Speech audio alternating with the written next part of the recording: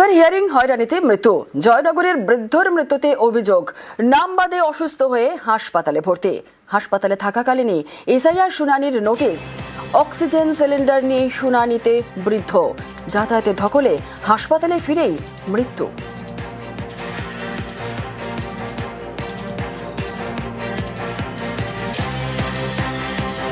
ওনার হচ্ছে কি একটু আতঙ্কিত ছিল, আমাদেরকে বারবার ডেকে বলতো যে কি হবে, আমার নাম নেই, তোদের কি হবে বা আমার কি হবে, আমাদের নাম নেই, নাম কেটে গিয়েছে, কিভাবে কারা কেটে দিয়েছে, এই সমস্ত জিনিস সবসময় নিয়ে আমাদের সাথে কথা বলতো।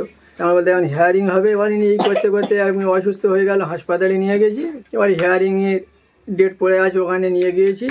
অক্সিজেনের অবস্থা, এখানে অক্সিজেন সিলিন্ডার নিয়ে সেই অবস্থায় আমরা নিয়ে গেছি ভিডিও হিয়ারিংয়ে।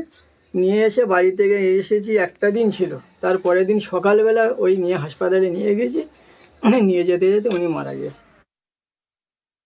ওনার 2002 সালের লিস্টে নাম নেই, সেই জন্য সবসময়ের জন্যে তিনি চিন্তা করত। সেইভাবে তিনি হৃদরোগে আক্রান্ত হয়েছে। তারপর ওনাকে চিত্তরঞ্জন হসপিটালে ভর্তি করা হয়।